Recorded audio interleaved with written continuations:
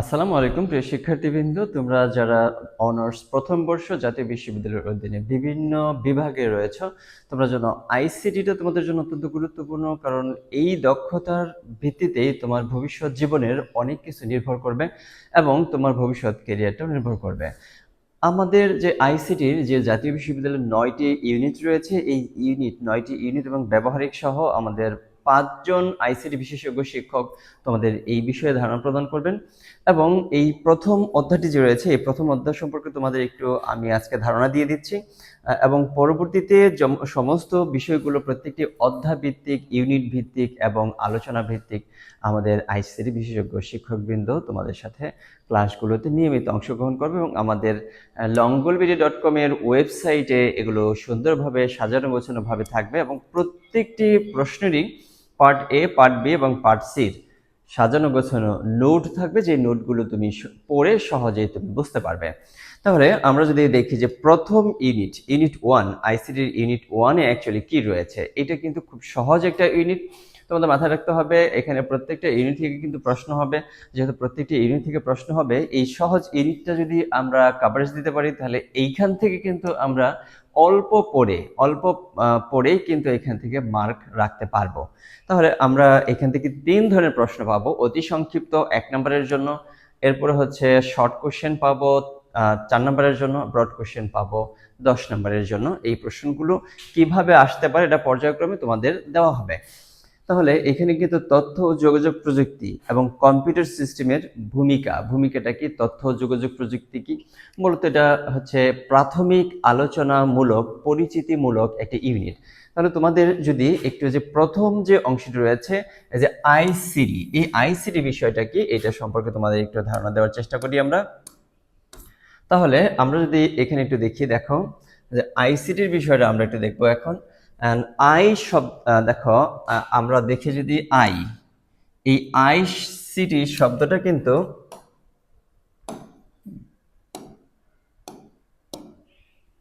দেখাচ্ছি তোমাদের।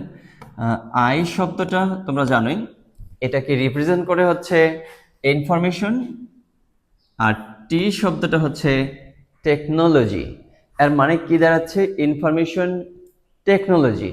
এখন ধরো হচ্ছে আমার কাছে একটা ইনফরমেশন রয়েছে, যে আমি জানি যে এই অধ্যায় থেকে আমাদের এই প্রশ্নটা আসতে পারে, এই ইনফরমেশনটা আমার কাছে আছে।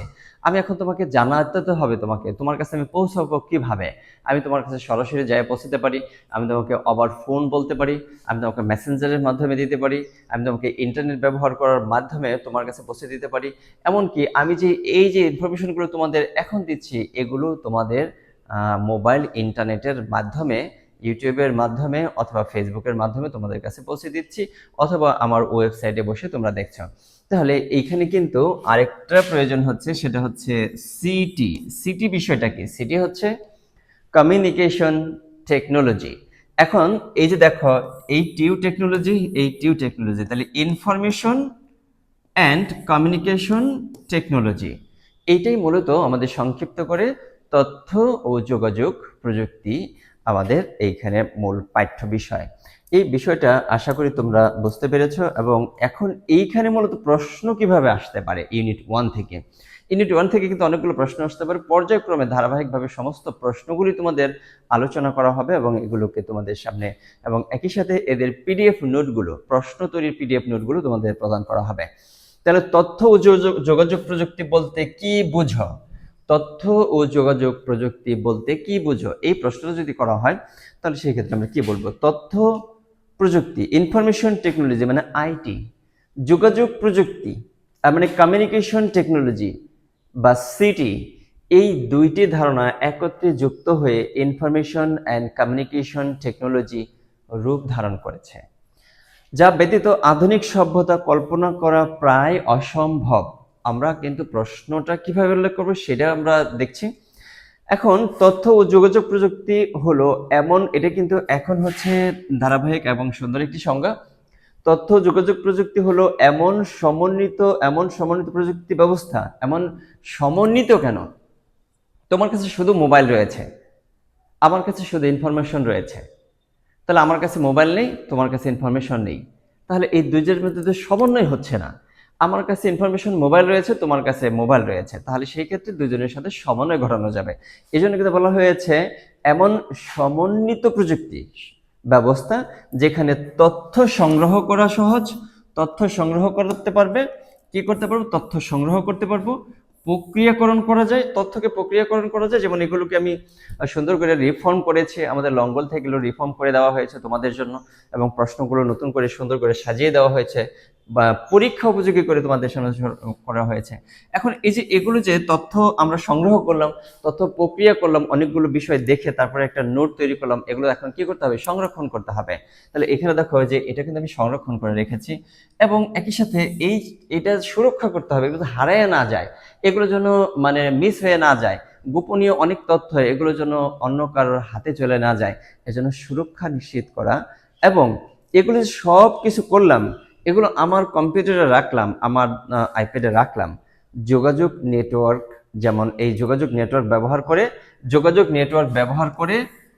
দ্রুত ও নির্ভরযোগ্যভাবে আদান প্রদান করা হয়।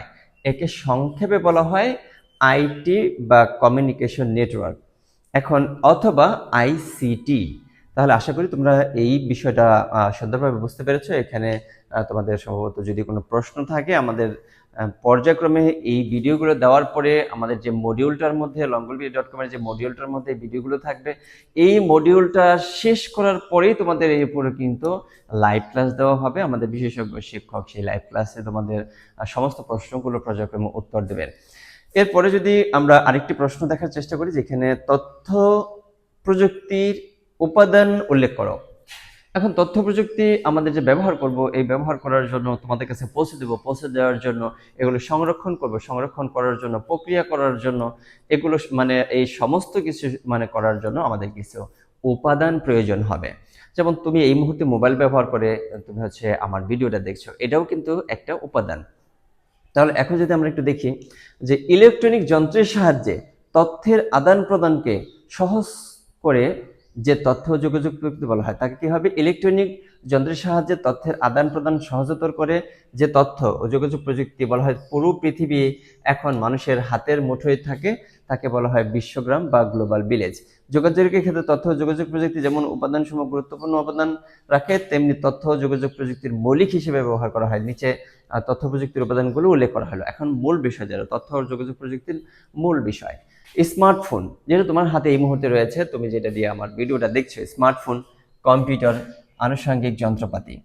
তাহলে এটাও কিন্তু একটি উপাদান, তথ্য যোগাযোগ প্রযুক্তির একটি গুরুত্বপূর্ণ উপাদান। একই সাথে একটা সময় কিন্তু রেডিও ছিল, এখনো রেডিও রয়েছে, এই রেডিওর মাধ্যমে কিন্তু তথ্য ও যোগাযোগ আমরা গ্রহণ করতে পারি। টেলিভিশনের মাধ্যমে, যন্ত্রপাতি, ফ্যাক্সের মাধ্যমে, এগুলোর মাধ্যমে কিন্তু আমরা গ্রহণ করতে পারি। এরপরে হচ্ছে কম্পিউটারের মাধ্যমে, ক্লাউড কম্পিউটিং এর মাধ্যমে, অডিও বা ভিডিও, যেমন সরাসরি তুমি ভিডিও দেখছো, এগুলোর অডিও হতে পারে, তাহলে এর মাধ্যমে তথ্য যোগাযোগ করা যায়। স্যাটেলাইট টেলিভিশন, স্যাটেলাইটের মাধ্যমে হতে পারে, স্যাটেলাইট টেলিভিশনের মাধ্যমে হতে পারে, কম্পিউটার নেটওয়ার্কিং এর মাধ্যমে হতে পারে, আধুনিক টেলিযোগাযোগের মাধ্যমে, মডেম, মডুলেশন ইত্যাদি, এদের মাধ্যমে আমরা কিন্তু কমিউনিকেশনটা কি করতে পারি, ব্রড করতে পারি, একে অপরের সাথে সংযুক্ত ঘটাতে পারি। এখন আমাদের একটা বিষয় একটু দেখতে হবে, এই যে ডেটা এবং ইনফরমেশনটা কি। এখন ডেটা এবং ইনফরমেশনের মধ্যে পার্থক্য কি, এইগুলো কিন্তু সংক্ষিপ্ত প্রশ্নের জন্য খুবই গুরুত্বপূর্ণ, এবং ব্রড কোশ্চেনের জন্য যেগুলো গুরুত্বপূর্ণ সেগুলো তোমাদের সাথে আলোচনা করা হবে। তাহলে ডেটা হলো কাঁচা তথ্য। এখন ডেটা শব্দটা কিন্তু এসেছে ল্যাটিন শব্দ, তোমরা জানো ল্যাটিন শব্দ যে ডেটাম, ডেটাম শব্দ থেকে এসেছে। এটা হচ্ছে সিঙ্গুলার, এই যে সিঙ্গুলার, এটা কিন্তু সিঙ্গুলার, এটা হচ্ছে তথ্য, ডেটা। যেমন ধরো এখানে তোমাকে বললাম 70, 80, 85, 90, এগুলো যে বললাম, এগুলো জাস্ট একটা সংখ্যা, এদের দ্বারা তো কোনো কিছু বোঝা যাচ্ছে না, এদের দ্বারা আমি কোনো কিছু ক্লিয়ার হতে পারছি না, এদের আমি আসলে অ্যাকচুয়ালি কি পারপাসে ব্যবহার করছি এটাও বোঝা যাচ্ছে না। আচ্ছা, ডেটা, এই ডেটা শব্দটার প্লুরাল হচ্ছে, ডেটাম শব্দের প্লুরাল হচ্ছে ডেটা, ডেটাম শব্দের প্লুরাল হচ্ছে ডেটা। এখন দেখো, ডেটা হলো কাঁচা তথ্য কেন, এখানে জাস্ট আমি তোমাকে বললাম যে দেখো 75, তারপরে হচ্ছে এখানে 82, 91, এগুলো একটা সংখ্যা তোমার সামনে শুধু তুলে ধরলাম। আচ্ছা, তাহলে দেখি ডেটা হলো কাঁচা তথ্য, সংখ্যা, চিহ্ন, টেলেক্স, ছবি, টেক্সট ইত্যাদি। মানে ধরো হচ্ছে স্বরে স্বরে ক খ গ বা এবিসিডি, এগুলো হচ্ছে জাস্ট একটা টেক্সট, বা এখানে ধরো একটা ওয়ার্ড। এই যে এগুলো হচ্ছে কি, এগুলো হচ্ছে ডেটা, যার নিজস্ব অর্থ বা প্রাসঙ্গিকতা স্পষ্ট নয়। এবং প্রক্রিয়াকরণ না হলে তার সিদ্ধান্তে তেমন কাজেও লাগে না, প্রক্রিয়াকরণ যদি না করা হয়। যেমন উদাহরণ হিসেবে যদি বলি ৭৫, ৮২, ৯১, কিসের সংখ্যা তা জানাই নেই, কিসের সংখ্যা তো জানাই নেই। তাহলে বুঝতে পেরেছো। এবং ইনফরমেশনটা যদি আমরা দেখার চেষ্টা করি, এখন ইনফরমেশন হলো প্রক্রিয়াকৃত ব্যাখ্যা ব্যত ডাটা, ব্যাখ্যা করা হয়েছে, প্রক্রিয়াজাত করা হয়েছে, এটা হচ্ছে ডাটা। ডাটাগুলো যার অর্থবহ, প্রাসঙ্গিক এবং সিদ্ধান্ত গ্রহণের উপযোগী। যেমন একজন মানুষের কি বললাম, বাংলা পরীক্ষায় রহিমের নম্বর পাইছে কত, ৭৫। গণিতে রহিম নাম্বার পাইছে হচ্ছে ৮২, এবং বিজ্ঞানে নাম্বার পাইছে হচ্ছে ৯১। তাহলে এখন কিন্তু বুঝতে পারলাম যে এই ডাটাগুলো আসলে কার এবং কি, এবং গড় হয়েছে কত, ৮২.৭। তাহলে এইটা কিন্তু হলো কি, এখন কিন্তু এইটা হলো একটা ইনফরমেশন। হ্যাঁ, এখন কিন্তু এটা একটা ইনফরমেশন হয়ে গেছে। তাহলে ডেটা এবং ইনফরমেশন, এই দুইটার মধ্যে আশা করি তোমরা যে একটা পার্থক্য রয়েছে সেই পার্থক্যটা বুঝতে পেরেছ। এখন ডেটা এবং ইনফরমেশনের মধ্যে যে পার্থক্য রয়েছে, এই পার্থক্যটা কিন্তু আমাদের আসবে এবং এটা গুরুত্বপূর্ণ। এই প্রশ্নটা কিন্তু প্রায় 99% গুরুত্বপূর্ণ। তোমরা যদি পড়ো এখান থেকে প্রশ্ন মানে উত্তর কিন্তু তোমরা করতে পারবে বা করতে হবে। এই জন্য এটা খুব ভালো করে মুখস্থ করতে হবে। এটা তোমাদের মডিউলের মধ্যে রাখা থাকবে, সুন্দর করে রাখা আছে, তোমরা সেখান থেকে দেখে নেবে। উপাত্ত মানে ফ্যাক্ট, সত্য, যেটা হচ্ছে সত্য একটা ঘটনা, সত্য একটা বিষয়, এটা হচ্ছে উপাত্ত।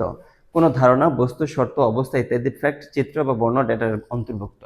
ধরো হচ্ছে আমি একটা চিত্র দেখাইলাম, তোমাদের একটা ডেটা দিলাম, কোনো একটা নাম্বার দিলাম, এটা হচ্ছে ডেটা।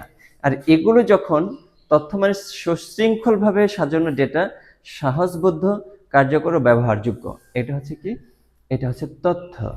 উপাত্ত এবং তথ্যের মধ্যে পার্থক্য আশা করি বুঝতে পেরেছো। উপাত্ত এবং তথ্য, উপাত্ত একটি একক ধারণা, অর্থাৎ তথ্যের ক্ষুদ্রতম একক হচ্ছে ডেটা। তথ্যের ক্ষুদ্রতম একক হচ্ছে ডেটা। যেমন ধরো এইখানে যে পুরো বিষয়টা, এই পুরো বিষয়টাই হচ্ছে একটা ইনফরমেশন। আর এই যে ছোট ছোট প্রত্যেকটা যে শব্দ ব্যবহার করছি, এই প্রত্যেকটি শব্দই হচ্ছে এক একটা উপাত্ত বা ডেটা। আশা করি ব্যাপারটা তোমরা বুঝতে পেরেছো। উপাত্ত একটি একক ধারণা, অর্থাৎ তথ্যের ক্ষুদ্রতম একক হচ্ছে ডেটা। ডেটা প্রক্রিয়াকরণ করে তথ্য পাওয়া যায়, এই তথ্যটা একটা পরিষ্কার একটা ধারণা পাওয়া যায়। উপাত্ত সাধারণত সাজানো থাকে না, তথ্য বা সুনির্দিষ্ট সাজানো থাকে, ইনফরমেশন সাজানো থাকে। উপাত্তকে সরাসরি ব্যবহার করা যায় না, কারণ ডেটা সম্পূর্ণ ভাবার্থ প্রকাশ করতে পারে না। শুধু বললাম ৭৫, এখানে ৭৫ শব্দটা দ্বারা আমি কি বোঝাইলাম এটা তুমি বুঝতে পারবে না। কিন্তু যদি বলি রহিম, সে হচ্ছে বাংলায় ৭৫ নাম্বার পেয়েছে, তাহলে কিন্তু এইখানে যে তথ্যটা, এটা আমার ক্লিয়ার হইল। তথ্যকে সরাসরি ব্যবহার করা যায়। উপাত্তকে নিউমেরিক বা নন নিউমেরিক একই দুভাগে ভাগ করা যায়।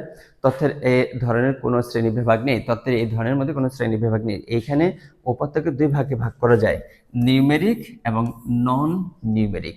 সকল উপাত্ত তথ্য নয়, সকল উপাত্তই তথ্য নয়, সকল তথ্যই উপাত্ত।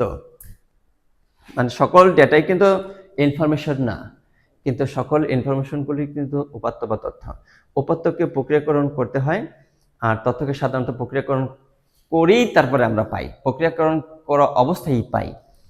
উপাত্ত তথ্যের উপর নির্ভরশীল নয়, তথ্য উপাত্তের উপর নির্ভরশীল। আর মানে কি, কোনো ডেটা ছাড়া ইনফরমেশন হবে না, এই ব্যাপারটা তোমরা বুঝতে পেরেছ। উদাহরণ হিসেবে বলা যায়, কোনো একজন ছাত্রের পরীক্ষার রিপোর্ট প্রত্যেকটি ডাটা এন্ট্রি করতে হয় এবং একটি উপাত্ত। সমগ্র রিপোর্ট কার্ডটি হচ্ছে ইনফরমেশন বা তথ্য।